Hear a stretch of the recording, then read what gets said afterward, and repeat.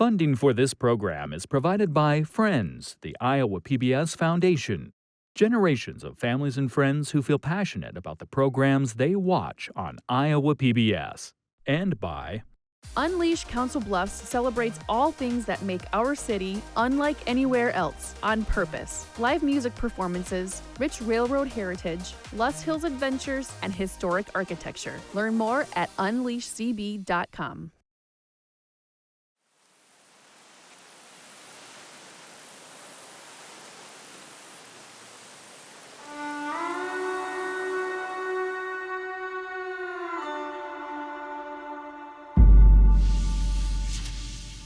In 1836, the first public meeting to consider the project of a Pacific Railway was called by John Plum, a civil engineer of Dubuque, Iowa. Interest in a Pacific Railway increased from this time. The most feasible line in an engineering and commercial point of view, the line with the least obstacles to overcome, of lowest grades and least curvature, was along the 42nd parallel of latitude. This route was made by the buffalo, next used by the Indians, then by the fur traders, next by the Mormons, and then by the overland immigration to California and Oregon. It was known as the Great Platte Valley Route. On this trail, or close to it, was built the Union and Central Pacific Railroads to California. Grenville Dodge.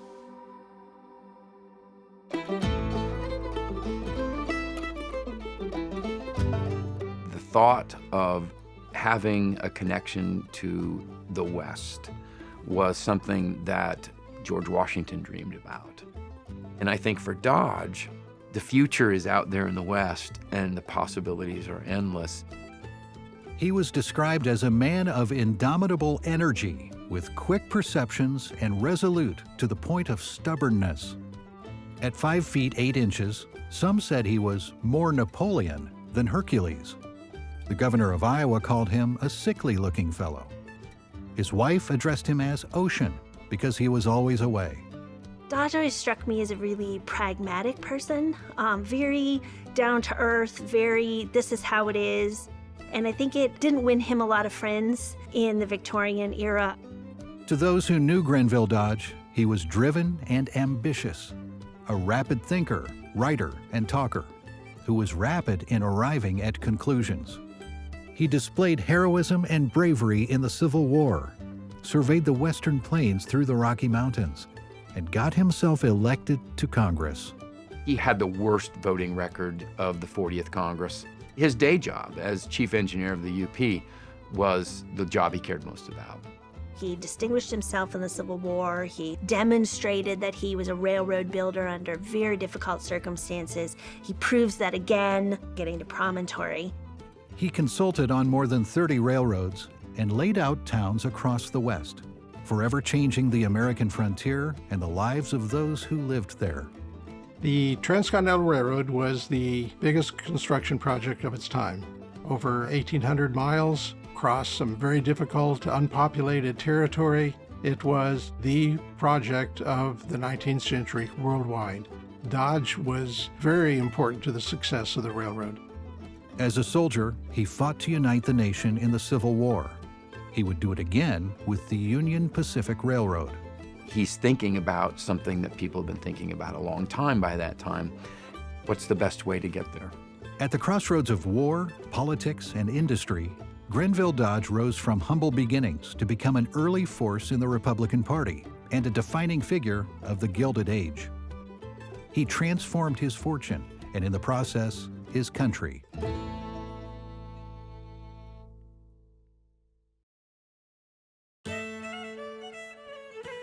Grenville Mellon Dodge was born in Danvers, Massachusetts on April 12, 1831, the oldest of 3 children to Sylvanus and Julia Dodge. I think it was pretty tough growing up.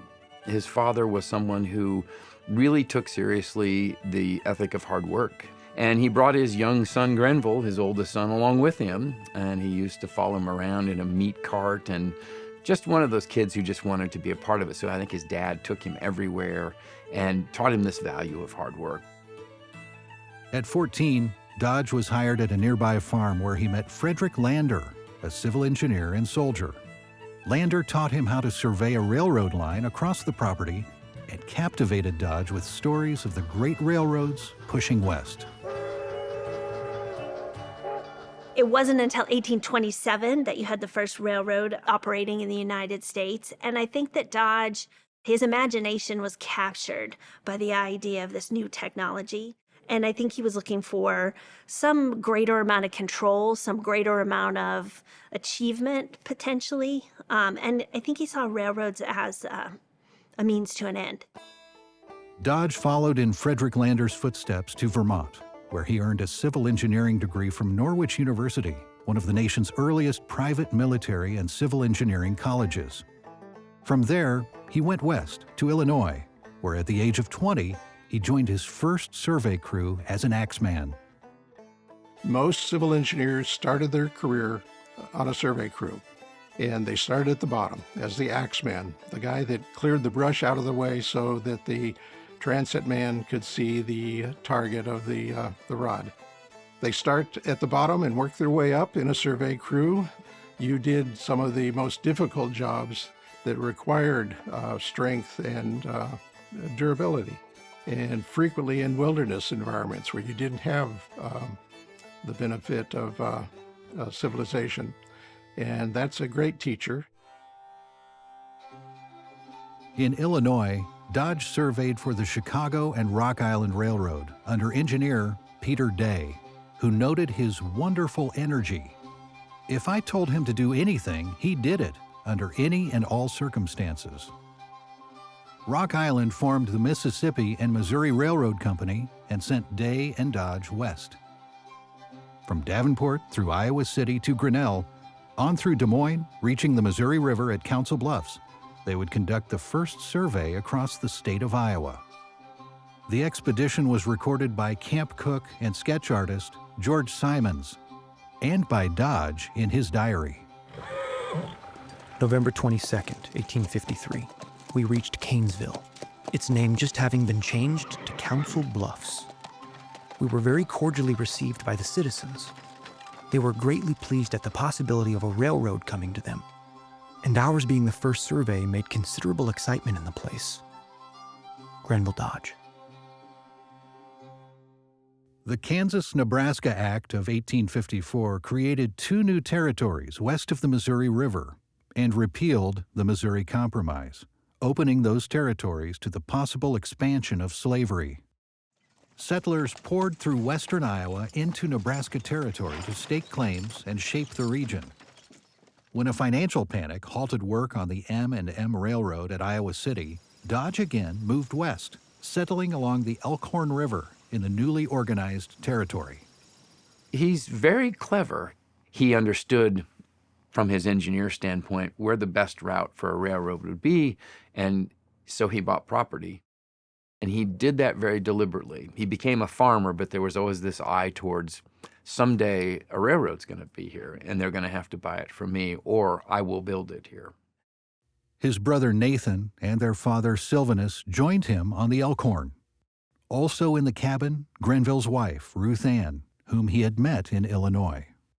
Looking at their correspondence, she connects herself to this young person who takes her 2 states away, and not even a state, and then they're homesteading somewhere off the Elkhorn in Nebraska territory, and she's pregnant and uncomfortable and not really loving it, and would much rather live in a town.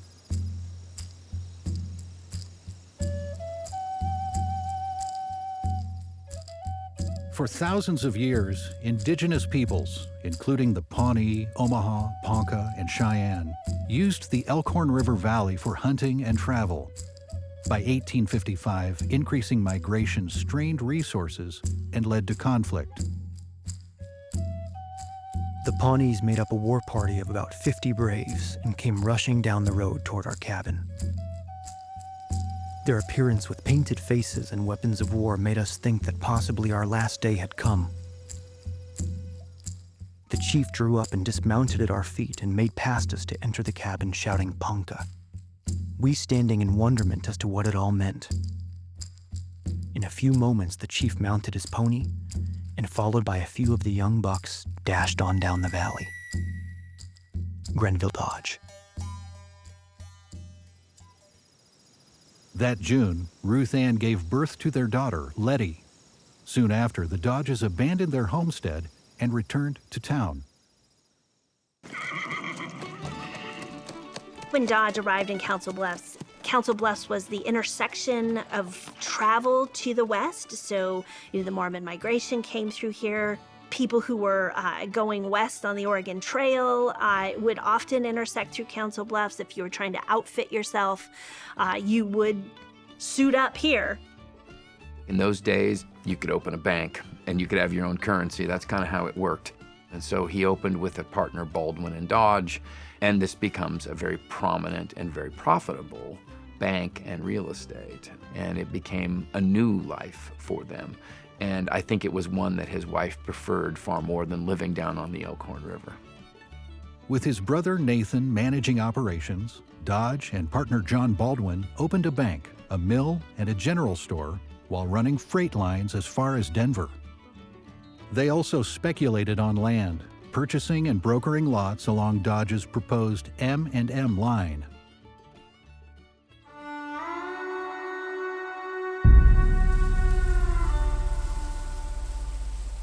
Work was suspended on the M&M Road in Iowa, and I continued explorations west by getting all the information I could from the Indians and the fur traders and Mormons until the general route to the Pacific Ocean was pretty fully settled in our own minds. I mapped and made an itinerary of the whole Platte Valley route to Utah, California, and Oregon, giving the camping places for each night, showing where wood, grass, and water could be found, pointing out where the fords of the In repeated expeditions west for the Mississippi and Missouri Railroad, Dodge surveyed a route along the Platte River Valley, which he referred to as the true Pacific Road. The Lord had so constructed the country, he wrote, 600 miles of it up a single valley without a grade to exceed 15 feet.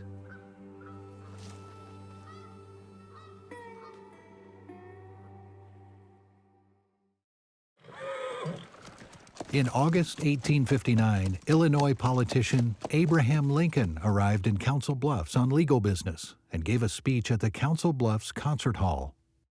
Lincoln had represented railroad interests as a lawyer in Illinois and favored national investment in a transcontinental line.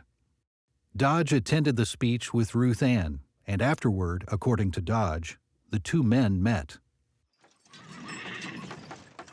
On the porch of the Pacific Hotel, for 2 hours, he engaged me in conversation about what I knew of the country west of the Missouri River.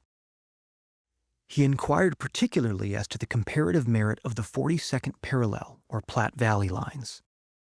He stated that there was nothing more important before the nation at that time than the building of the railroad to the Pacific coast. He ingeniously extracted a great deal of information from me, and I found the secrets I had been holding from my employers in the East had been given to him. Grenville Dodge. So he actually uses the phrase, Lincoln shelled my woods. He wanted to know all the ins and outs. He wanted to know the nitty-gritty, and I think Dodge respected that. But not just for that, but for his political views as well. And of course, the very next year, the Republican Party is created. Dodge becomes a huge booster in the state of Iowa for the Republican Party and for nominating Lincoln. I think it matched perfectly with his vision of the West. They were a party born over a crisis in the West, over the controversy over Kansas and Nebraska. And to Dodge, that was making slavery national. But it was also a party that wanted to put money behind, government money, behind building a railroad, making it a national project that would have national impact. In 1860, Abraham Lincoln was elected the first Republican Party president of the United States. Southern representatives immediately vacated Congress and prepared for secession. As part of Iowa's Republican delegation, Dodge attended Lincoln's inauguration in Washington. Old Abe delivered the greatest speech of the age. It is backbone all over, and Washington, with its 100,000 Republicans, is very, very high tonight. We have won a great victory which has placed us in the true light of the Constitution, and the South never should be allowed to break up this union. Let the nation financially go under and let every river run with blood, but never let it be dissolved. Grenville Dodge.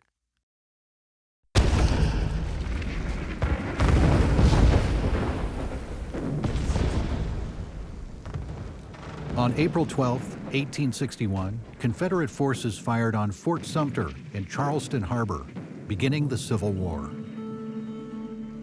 Having raised the Council Bluffs Guard, Dodge appealed to Iowa Governor Samuel Kirkwood for a command in the Union Army.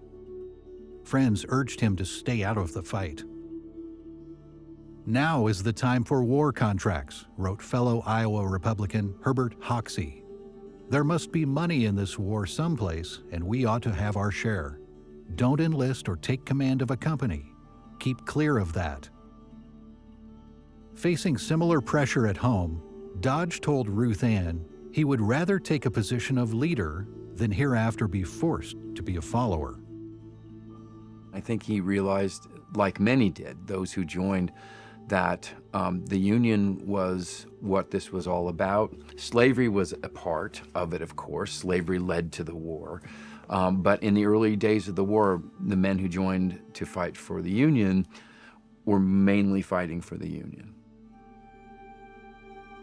It was a thing that encapsulated everything that it was to be an American. The Constitution, a democratic republic, security, opportunity, and secessionists, the South, threatened that, and it was personal to many. He's hoping to have a railroad that's going to be funded by this government and the people of the Union, and it was, I think, that was something worth fighting for. That summer, Governor Kirkwood gave Dodge command of the 4th Iowa Infantry. In a tent camp south of Council Bluffs, Colonel Grenville Dodge began drilling 1,000 men for war. Dear Mother, I go into the field in 20 days with as fine a body of men as ever drew a sword or shouldered a musket. I go into this war on principle. Pecuniarily, it will ruin me. I put my trust in God. If I come out safe, I hope no one will have cause to regret my course. Grenville Dodge.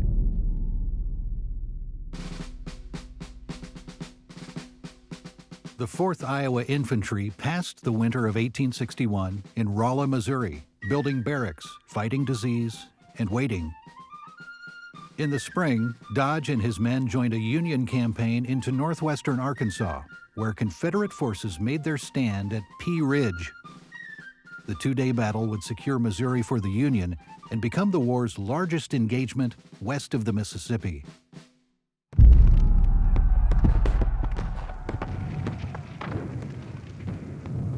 His troops are key to preventing the Confederates from winning this battle. His brigade fends off at least 3 assaults by Confederate forces, and then he runs out of ammunition. He decides that the best thing to do is to retreat from the field. The Confederates follow him, and then he has his men turn around with their last ammunition, and they fire a volley. And then he charges them with bayonets. In the reports that came out after that, it said Dodge fought like a lion. The Confederate commander believed in that assault that Dodge had far more troops than he did. Annie, I have the satisfaction of knowing that I can do my duty though it rained bullets. I never cowered once, but I led charge after charge. My clothes are full of bullets. My horses fell pierced with dozens of balls. The fighting was terrible. I have been highly complimented by General Curtis, by Colonel Carr, and by all. I saved the day. Had I given way, General Curtis and his army would today be prisoners. Grenville Dodge. Dodge was promoted to brigadier general for his leadership and bravery in battle. Home with Letty and their second daughter, Ella, Ruth Ann received her husband's war correspondence with trepidation and fear. Dear Ocean, I think the bravest is the one who is the coolest and most prudent, and don't throw away his own life or his men's for the chance of being puffed in the paper. And I hope you think so, Ocean. Don't try to be foremost. Be brave, but save your life. And if you expose it, think how, if it is lost, it will cause lifelong misery to me and our children. Ruth Ann Dodge.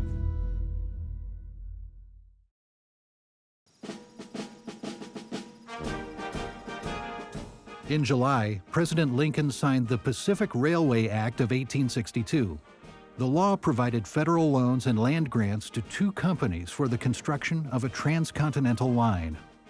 Central Pacific Railroad would build east from Sacramento, and Union Pacific Railroad would build west, the law stated, from a point on the western boundary on the state of Iowa to be fixed by the President of the United States. When the war comes, Southern representatives, senators, and House members left to go back to their states who had seceded. So you basically have a Northern-dominated Congress of Northern states, and so it's very easy now to pass that legislation. But it was also to begin the process of connecting East and West and peopling it and getting that process underway. So that the companies might repay their bond loans, Central Pacific and Union Pacific were guaranteed vast land grants per mile of track laid, totaling nearly 20 million acres. Friends and associates urged Dodge to quit the Army, return home, and take part in the coming financial windfall. But it was a different line that would earn Dodge's attention in the summer of '62, when he was assigned to repair the Mobile and Ohio Railroad from Columbus, Kentucky, 150 miles south to Corinth, Mississippi.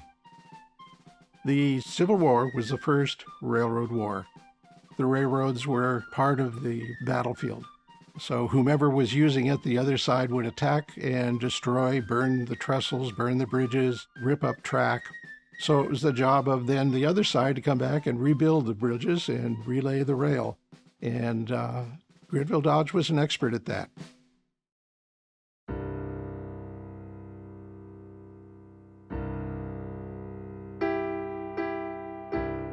On January 1, 1863, President Lincoln's Emancipation Proclamation declared enslaved people in the rebelling Confederate States to be free. Within months, hundreds of refugee migrants gathered at Dodge's command outside Corinth, Mississippi. He organized a camp to house and feed them, and acting without approval, raised and armed 2 regiments of black troops. The government has announced its policy, and the whole Army approves of it. I believe that hereafter Negro troops will be one of the parts of our Army. Negroes are the only friends we have in the South, and I cannot see the benefit of making them enemies. Grenville Dodge. Dodge was called to Corinth at the behest of commanding Union General Ulysses S. Grant. Grant ordered Dodge to protect supply lines and watch for Confederate reinforcements coming from the east, while he focused Union forces on Vicksburg to the south. When we got to Corinth, Dodge found that there had been a small unit that had already been in place that did scouting and spying and brought in information. So he took that and built on that. And it became this sprawling network out of Corinth in the fall of 1862 into 1863 through the Vicksburg campaign. Dodge would build a spy apparatus of more than 130 agents stretching as far as Atlanta. Scouts traveling behind enemy lines learned Confederate troop locations and movements. They retrieved key information from spies embedded at Selma, Mobile, Chattanooga, Vicksburg, and elsewhere. Dodge had no problem enlisting women to spy for him. They could go unnoticed, and they could be in places that no one would find suspicious and could overhear conversations. Dodge funded the operation by selling seized cotton and other goods. When pressed by his superior officer, General Hurlbut, to provide names, locations, and vouchers for his scouts, Dodge refused. His stance would be supported by General Grant. I went to research this. I was at the National Archives in Washington, D.C., and the Army records, they have all of the vouchers for Secret Service and everything. And I looked through these vouchers, and I never found a single one from Dodge's command. And then I went to the State Historical Society of Iowa, and I looked in the Dodge papers, and there they were. They should be with the Army files, but he kept them there, and so the Army never knew who worked for him, how much they were paid. In July 1863, Union victories at Gettysburg and Vicksburg marked a turning point in the war. Dodge was approached by Dr. Thomas C. Durant, head of the newly formed Union Pacific Railroad, to leave the Army and become its chief engineer. A doctor by training, Durant had earned a fortune in railroads and a reputation for ruthless dealing. Dodge elected to stay at the front, but he asked Durant to involve him after the war. "Have an eye for me at some point," he wrote the doctor. "This I know you will do." Over the next year, Dodge and his men rebuilt railroads across the South, constructing 182 bridges and more than 100 miles of track. He was promoted to Major General and led the 16th Corps under General William Tecumseh Sherman in the campaign for Atlanta, fighting in some of the bloodiest conflicts of the war.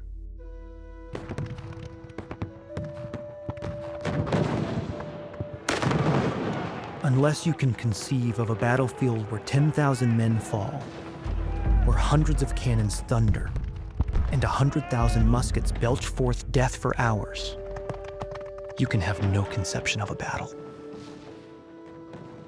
Grenville Dodge.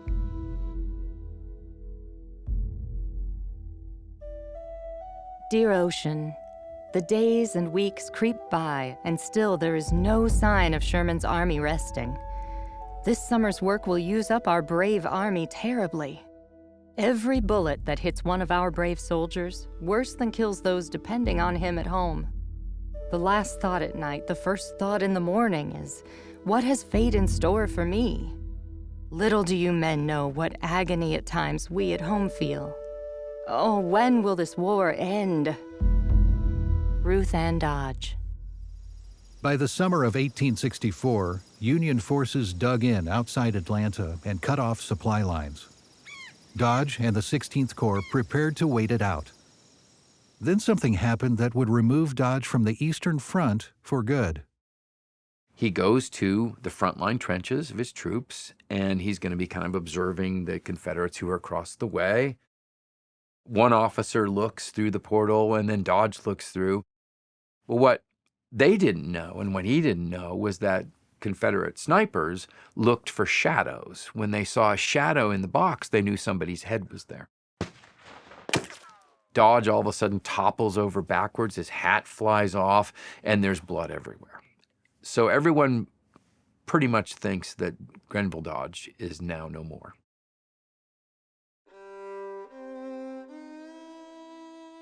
Word of Dodge's shooting spread quickly. He was all but declared dead on the front page of the New York Herald. But the bullet that struck his head outside Atlanta was a ricochet.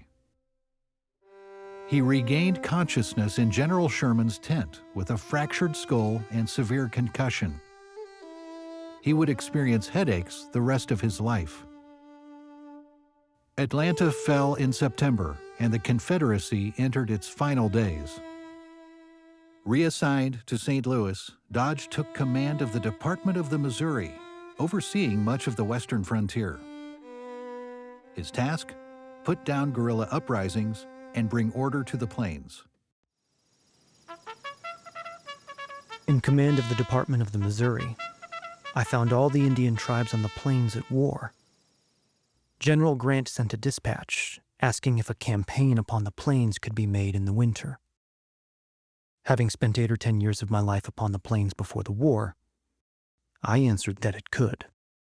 Grenville Dodge. You're looking at a region, so the central part of the United States, the Great Plains region, the largest part of the Louisiana Purchase, however you want to think about it. You have a succession of agreements. So even in Louisiana Purchase, it says that the agreements that the Spanish and then later the French made with indigenous people in this region needed to be recognized by the United States in the purchase. And now we are going to award some of it to the railroads, but it was predicated upon the extinguishing of the land rights indigenous people had. So none of that had been decided. The U.S. government was sending envoys to indigenous nations who were not organized that way, making a treaty that people signed, and then when the treaty was broken by either side, violence ensued. After the 1864 Sand Creek Massacre, in which Colorado militia killed nearly 200 Cheyenne and Arapaho, many of them women and children, violence spread across the plains. Fighters cut telegraph lines, attacked stagecoaches and wagon trains, and killed settlers. Dodge sent brigades west to restore communication lines and drive native communities away from overland routes. Reports described brutal encounters with dozens, sometimes hundreds, killed. The Indian character is such that he will not stand continual following, pounding, and attacking. Their life and methods are not accustomed to it.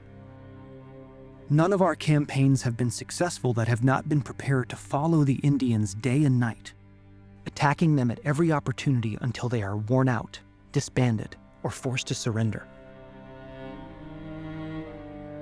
We've got to clean the Indian out or give up. The government may take its choice.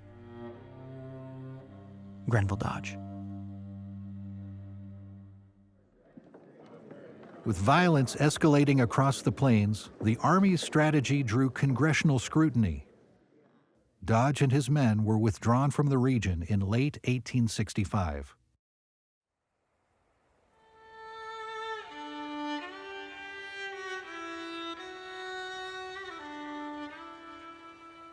While Dodge worked in the West, the nation he served was transformed by triumph and tragedy. On April 9, 1865, Confederate General Robert E. Lee surrendered to Ulysses S. Grant at Appomattox, effectively ending the Civil War. 6 days later, President Abraham Lincoln was assassinated.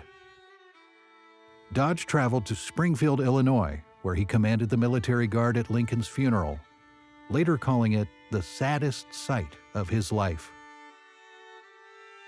Lincoln embodied in the mind of the people two great issues that were really only one: the preservation of the American Union and the abolition of slavery.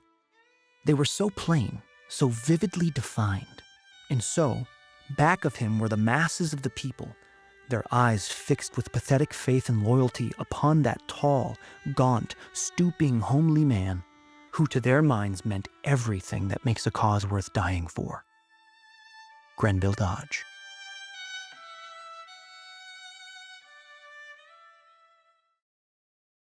By 1866, Union Pacific executive Thomas Durant needed a chief engineer. Through his construction company, Crédit Mobile of America, Durant profited from every mile of track Union Pacific laid. He frequently manipulated the route, adding unnecessary miles, curves, and grades to increase subsidies. But his track was headed nowhere. Durant offered Dodge a $10,000 salary, stock options, and control of the route. Dodge accepted and retired from the Army in May of 1866. He was 35 years old. In Omaha, Dodge brought military discipline to Union Pacific, and the line grew from 40 to 350 miles by the end of the year. Dear sister, ocean is not very well. The Republicans have kept at him till he has consented to run for Congress, and now he is truly sorry. Representative Casson and his wife were divorced. He has been proved a scoundrel politically and socially, and the good men of the party do not want to send him to Washington again. I hope they will beat him, though I would much rather Ocean should not be the man. Ruth Ann Dodge. Though he showed little interest, Iowa Republicans nominated Dodge for Congress. He spent Election Day in Colorado, surveying the Rocky Mountains. News of his victory reached him days later. People thought he should be a congressional representative, and Dodge didn't say no, but he really didn't say yes either. And I think he had a lot of frustration for the practice of politics. Persuasive speaking and compromise and getting everybody on the same page. I don't think he enjoyed that process, and I don't think he enjoyed being in D.C. Dear Annie, yesterday the 39th Congress adjourned and the 40th commenced operations. I have had the blues ever since I left home, and this place is infernal. It is loaded down with applications and importunities, and I am sick to death of it. Grenville Dodge. By the summer of 1867, Dodge had left Washington to rejoin his survey crews. The following year, he took a leave of absence from the House of Representatives. For Dodge, one term in Congress was more than enough.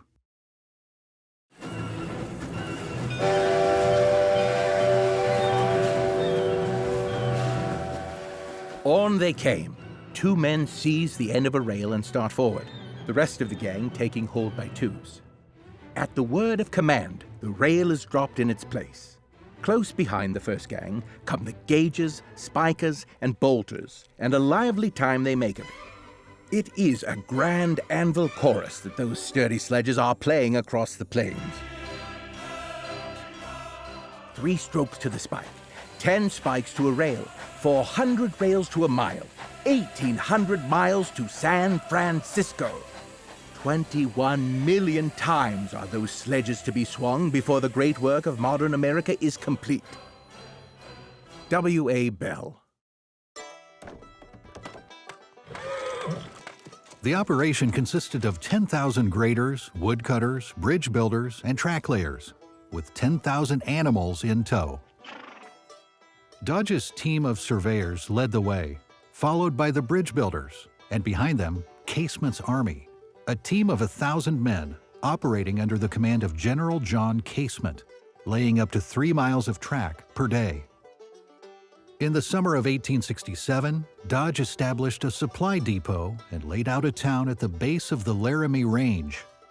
He named it Cheyenne, after the nearby Cheyenne people. Cheyenne, the magic city on the plains, was, Dodge's creation. North Platte, Nebraska.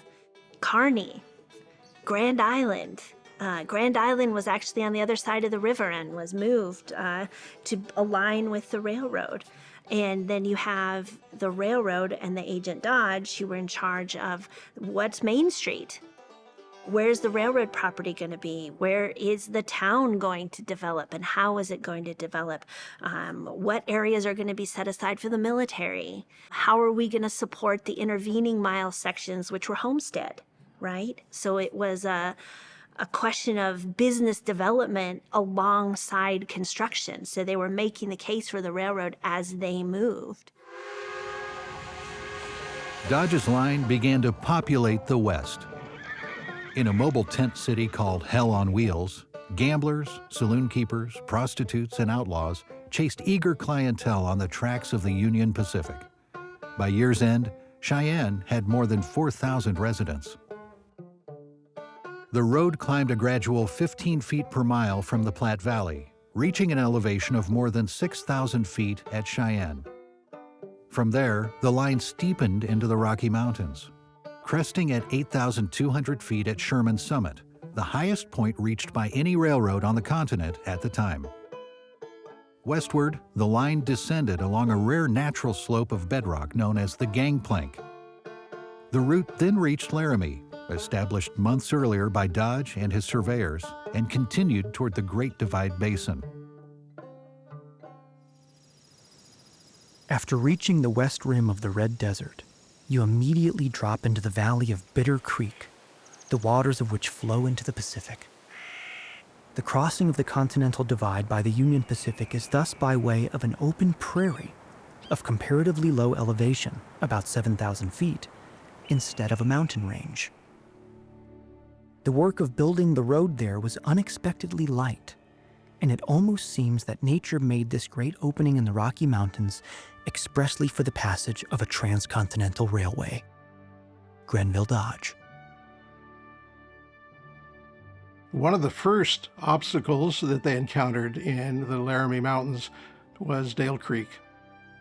Following a moderate grade and a good alignment required a bridge across Dale Creek. Even though this bridge would end up being the highest railroad bridge in the world when it was built, was very feasible. They hired a bridge contractor to build it. All of the lumber and the steel for the bridge were milled in Chicago and taken to the site. They did have some exposure to wind. They placed cables attached to the top of the trestle and tied down in the canyon itself. The bridge also had interesting construction. It used trusses at the top of the bridge to support the tracks, which also helped to stiffen the trestle. But it was still shaky, and the speed limit across it was 4 miles an hour. So the trains, when they got there, slowed down to a crawl. Of course, the passengers probably scared to death, but that was one of the major engineering feats of the Union Pacific Railroad.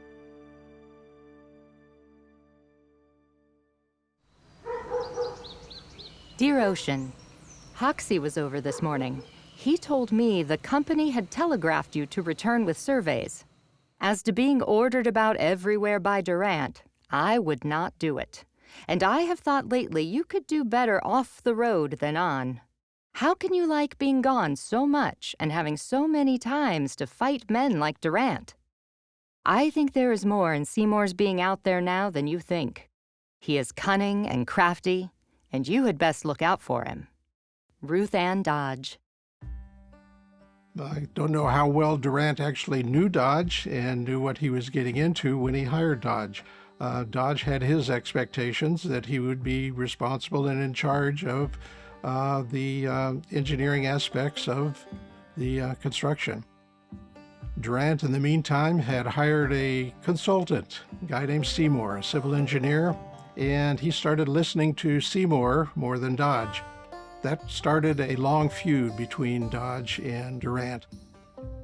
Speed became most important, and speed meant shorter, and shorter frequently meant steeper grades, sharper turns, cut corners, and that meant grades in alignment that Dodge didn't approve of. Those battles were constant until finally Dodge put his foot down and wouldn't accept anything from Seymour. In July 1868, Durant summoned Dodge to Fort Sanders, south of Laramie, intending to remove him as chief engineer. Instead, he arrived to find Dodge flanked by generals, Philip Sheridan, William Tecumseh Sherman, and Ulysses S. Grant, then a leading candidate for president. In this, Dodge essentially forces a confrontation that, you understood when I came on. I was in charge of where the railroad was going to go, its placement. If you don't stop, I'm going to not participate anymore. I'm going to leave. And Grant essentially tells Durant, if Dodge leaves, the federal government will no longer support this endeavor. So Dodge is literally bringing the full force of not just the U.S. Army and the military support for building the railroad, but actually federal support for the grants and the subsidies and certifying the railroad. And so Durant backs off. That photograph at Fort Sanders by Andrew Russell is phenomenal because you have Durant and Dodge are pictured, and they're as far apart as you could possibly get in the photograph. I met them and refuted every one of their statements. Seymour and Durant did not face me in the matter at all. General Grant and General Sherman took very strong ground, telling them frankly that the government would not stand for any change in my lines. I had stated frankly that I would not submit to such interference as had been made, that it was not for the benefit of the road, but was simply for the purpose of driving me off of the road. A view of this gathering of officers was caught by a photographer. Probably no more noted military gathering has occurred since the Civil War. Grenville Dodge. On May 10, 1869, Union Pacific and Central Pacific came together at Promontory Summit, Utah. As Central Pacific emerged over the Sierra Nevada from the west, Union Pacific crews labored through the winter to lay more miles of track before the two lines met. To hold the grade through Echo Canyon, crews blasted through the Wasatch Mountains and drove a tunnel more than 700 feet long. Approaching Ogden and the Great Salt Lake, Mormon contractors helped grade the roadbed, while Union Pacific crews excavated miles of rock and tunneled through hard limestone and quartzite at Weber Canyon. Winding slowly through a narrow gorge, they erected Devil's Gate Bridge to cross the Weber River. At Promontory, Union Pacific's Thomas Durant and Central Pacific's Leland Stanford took turns at the mall, driving a ceremonial spike.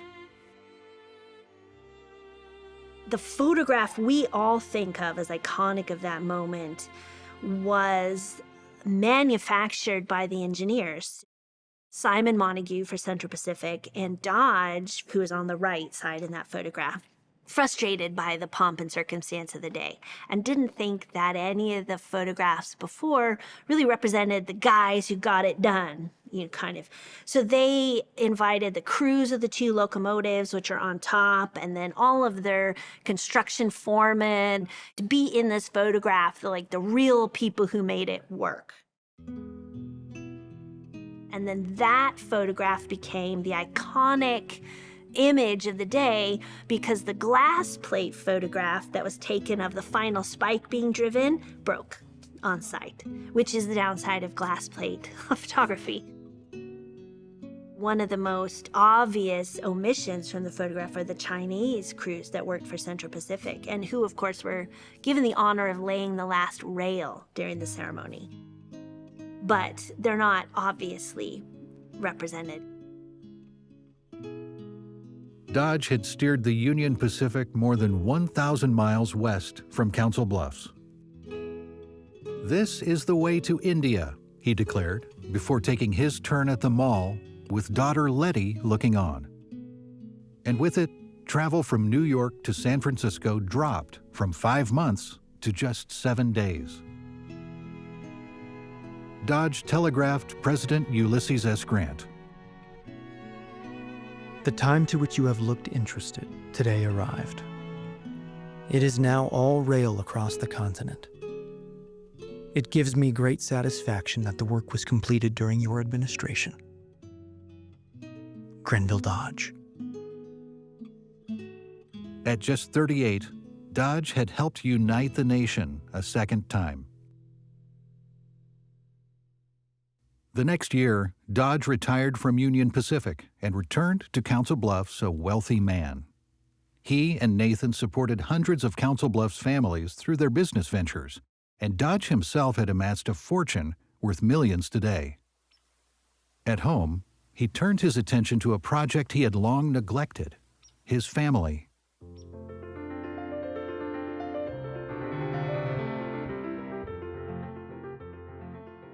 They had 3 daughters, the oldest daughter, Letty, the middle daughter, Ella, and the youngest was Ann Dodge. Ann was the last Dodge to live in this home. Dodge commissioned and helped design a 14-room Victorian home overlooking the Missouri River and the western frontier. One of the reasons he built it up on the bluff is it overlooked the city, or actually the frontier at that time, but he could also see the railroad yard. Dodge's home in Council Bluffs, I think, really is a culmination of him finally achieving that level of respect that he had craved. This house he's building in 1869, has plumbing. It has running water, like it has ice boxes. He's definitely present throughout the house as, being a pragmatic engineer and hands-on in all the details. In total, he would host 5 U.S. presidents at his home in Council Bluffs. But neither the House nor Iowa would hold him for long. After Promontory, Dodge became one of the most sought-after railroad builders in the world. Working across the American West and abroad, he created multiple railroad construction companies and served as president of 7 lines. In all, he was involved in the engineering and construction of more than 60,000 miles of rail. He amassed wealth and influence in the Gilded Age, awarding lucrative contracts to himself and his associates, and receiving millions in federal funds to supply goods to indigenous nations on the plains. Ruth Ann and Dodge finally came together in New York City, where they lived off and on for more than 2 decades, immersed in the culture and society she had once imagined on the frontier. As an elder statesman, Dodge honored Union veterans and helped memorialize leaders like General Sherman. He led tens of thousands as Grand Marshal at the dedication of Grant's tomb for his friend, Ulysses S. Grant. Theodore Roosevelt called him essentially American and told Dodge, "I would rather have had your experience in the Civil War and seen what you have seen than to be President of the United States."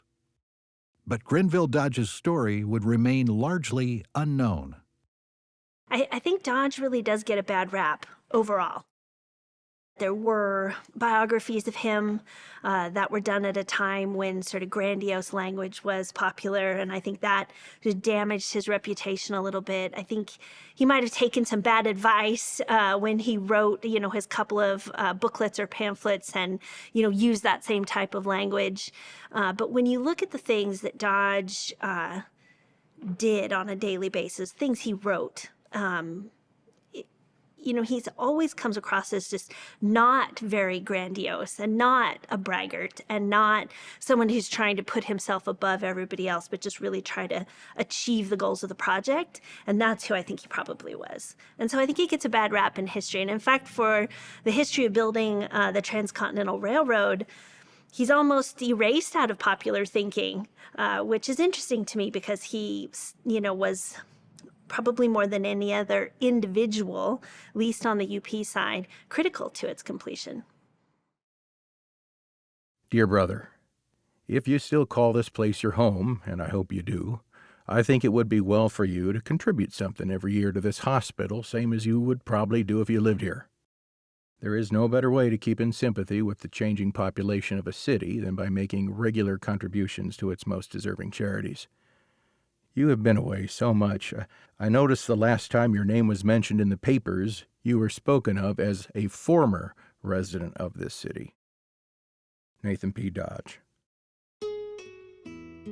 In 1907, Dodge returned to his home in Council Bluffs, where he would live out his years with his daughter, Letty. Ruth Ann remained in New York, visiting each spring when the lilacs bloomed. He invested in local charities, supporting libraries and hospitals, churches and schools, animal welfare groups, and families in need. In his will, he established a trust that would continue to support Council Bluffs more than a century after his death. From an office above the Council Bluffs Savings Bank, formerly Baldwin and Dodge, he organized his papers, wrote recollections of Lincoln, the Civil War, and Union Pacific, and maintained regular correspondence with decision-makers around the country. He died of pancreatic cancer on January 3, 1916, at the age of 84. Thousands lined the streets of Council Bluffs as Dodge was transported by caisson in a formal procession fit for a major general. Ruth Ann, unable to travel, remained in New York. She died 8 months later. "So passes the last of the Titans of that elder day," wrote the New York Sun. Grenville M. Dodge was the American of yesterday, filling to the full the American ideal of courage, vision, action, and candor, and should have constant study from the American of today. He was born into a very different country in 1831 than he left in 1916. He was in the moment with the Civil War that changed the nature, the very fabric of society, connecting East and West physically with the railroad, his business enterprises, and he became a millionaire. But he also was a reformer in ways. He loved to help people. I mean, he really, in his hometown, especially veterans. Then he died in the second year of World War I. So he witnessed a change of not just warfare, but of life in the United States and life in the world. I always think that had he been able, probably in World War I, had he lived to 1917, when the war came to the United States, he would have gone, no doubt.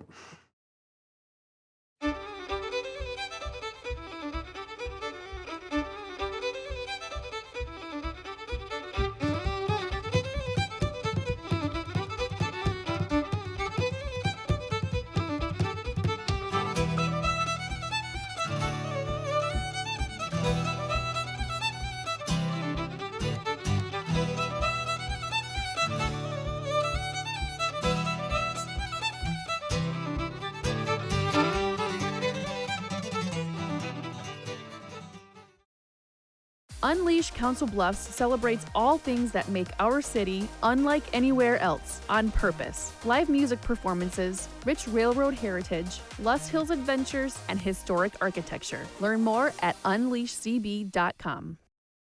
Funding for this program is provided by Friends, the Iowa PBS Foundation. Generations of families and friends who feel passionate about the programs they watch on Iowa PBS.